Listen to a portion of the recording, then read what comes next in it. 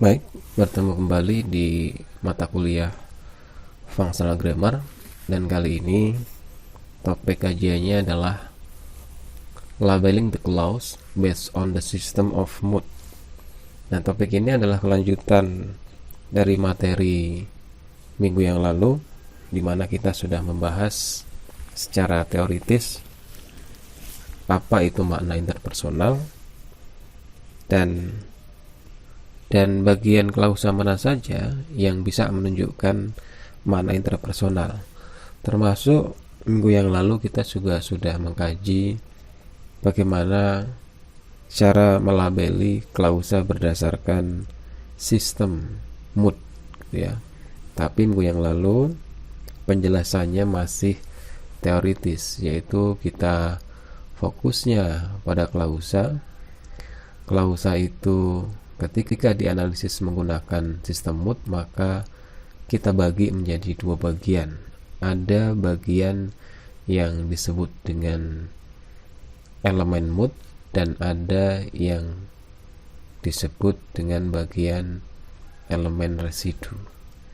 Dan minggu yang lalu sudah dibahas juga konstituen apa saja dari klausa yang masuk ke dalam elemen mood dan konstituen apa saja yang masuk ke dalam residu.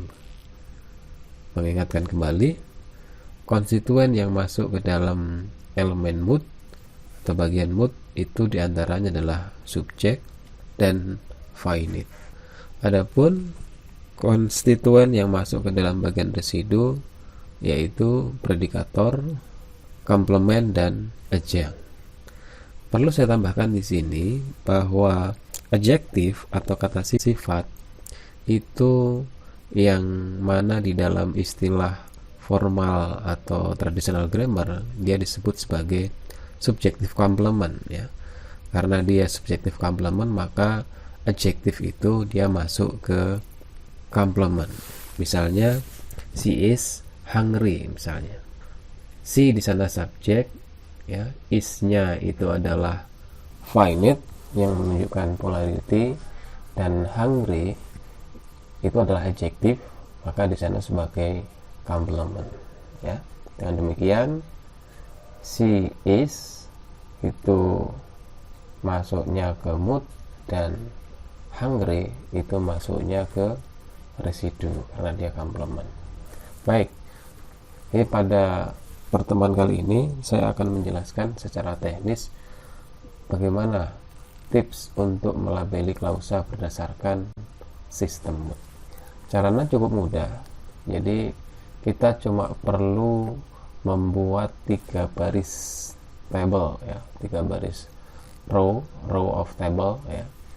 Maka 3 baris itu nanti peruntukannya beda-beda. Yang pertama, untuk baris yang pertama itu kita gunakan untuk menempatkan klausa secara keseluruhan. Nah, baris kedua itu digunakan untuk membagi klausa berdasarkan pada mood konstituennya, dan yang ketiga, baris ketiga itu digunakan untuk menempatkan elemen mood yang utama, ya. Jadi mood dan residu, ya. Bagaimana maksudnya, ya? Nah, langkah yang pertama ini sudah jelas, ya. The first row is for placing the whole clause. Jadi nanti ketika kita menganalisis klausa, keseluruhan klausa itu kita masukkan dulu ke baris pertama yang sudah kita buat. Kemudian setelah itu di baris keduanya itu kita mulai berpikir, langkahnya itu berpikir membagi klausa berdasarkan konstituennya. Mana yang nominal group, mana yang verbal group, ya. Mana yang nominal group berfungsi sebagai subjek, mana yang verbal group, mana yang nominal group tapi dia tidak berfungsi sebagai subjek tapi sebagai objek, maka dia nanti komplement termasuk adjektif, gitu ya. Dan kemudian mana bagian dari klausa atau konstituen dari klausa yang merupakan adjunct, ya, yang merupakan adverbial group atau prepositional group dan dia berfungsi sebagai adjunct. Itu nanti di langkah yang kedua. Dan biasanya yang kedua ini sedikit agak rumit gitu ya, karena kita harus berpikir ya bagaimana batasan-batasan dari konstituen setiap klausanya ya. Biasanya bagi yang masih bingung membagi klausa berdasarkan konstituen atau part-part atau bagian-bagiannya, maka dia nanti akan mengalami kesulitan ketika melabeli mood dan residunya. Nah, artinya juga ketika dia melakukan kesalahan di dalam menentukan konstituen klausa di langkah kedua ini, dia otomatis salah juga di langkah yang ketiga ketika melabeli main mood elemennya, yaitu dengan mood dan residunya. Jadi langkah kedua ini menjadi langkah yang paling penting gitu ya. Kalau langkah yang ketiga cukup mudah karena tinggal menuliskan mood dan residunya. Dan ingat sekali lagi, konstituen yang masuk ke mood itu tadi subjek dan finite, sedangkan yang masuk residu itu adalah predikator, kemudian komplement dan adjunct. Nah, ini saya akan berikan contohnya. Misalnya ini ada klausa she went to the theater. Nah, langkah pertama kita cukup membuat 3 baris ini ya. 3 baris ini kita bayangkan ini belum ada kotak-kotaknya ya. 3 baris ini kita buat, kemudian keseluruhan klausa ini kita masukkan ke baris yang pertama, she went to the theater ya. Jadi ini belum ada kotak-kotaknya, ingat ya, she went to the theater, ini di baris pertama. Kemudian baris kedua kita mulai berpikir, she went to the theater ini kita mulai bagi-bagi lagi gitu ya. Oh, ini mana sih bagian klausa ini yang nominal group? Oh, di sini ada nominal group itu C ya, kata benda, dan dia menduduki sebagai subjek. Oh, berarti di sini nanti kita buat batasannya untuk memisahkan antara bagian nominal group sebagai subjeknya dengan bagian yang lain. When di klausa ini, oh dia ini masuknya ke verbal group. Verbal group itu ingat bahwa verbal group yang berupa kata kerja utuh ya seperti ini, when ini terdiri dari finite dan predikator. Jadi nanti kita udah mulai berpikir, oh when ini nanti dia verbal group tapi dibagi 2 antara finite dan predikator. Dan nanti finite itu menunjukkan tenses, when past tense.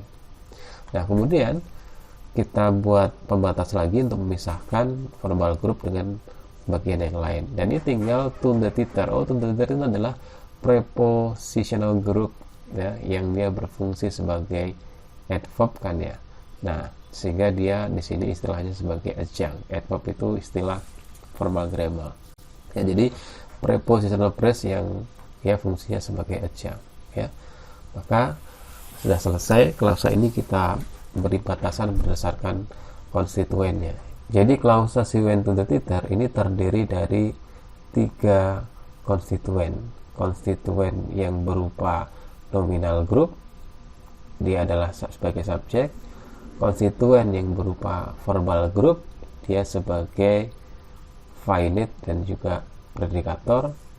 Dan konstituen yang berupa prepositional phrase yang berfungsi sebagai adjunct, dan ini adalah circumstantial adjunct, menunjukkan place, tempat. Nah, dengan demikian sekarang kita tinggal membuat garis-garis pemisahnya seperti ini ya. Jadi garisnya kita turun ke bawah, garis ini juga garis untuk memisahkan finite dan predikator. Ini kita garis lagi ya. Dan kemudian di baris ketiga ini cukup mudah karena ini tinggal kita bagi menjadi 2. Tapi di sini garisnya kita buat sesuai dengan konstituen yang memang dia bagian dari mood dan juga konstituen yang bagian dari residu, karena berbeda ya. Nah, di sini subjek dan finite ini masuk ke mood ya, maka kita kasih garis ini. Dan sisanya ini masuk ke residu, predikator dan adjunct. Jadi saya kira dari penjelasan ini sudah dapat dipahami ya. Cuma di sini memang yang perlu dipikirkan adalah bagaimana memisahkan konstituen dari klausanya itu ya. Jadi mana yang subjeknya, mana yang finite, mana yang predikator, mana yang adjunct. Demikian yang bisa saya jelaskan. Kita akan ketemu kembali di pertemuan yang akan datang.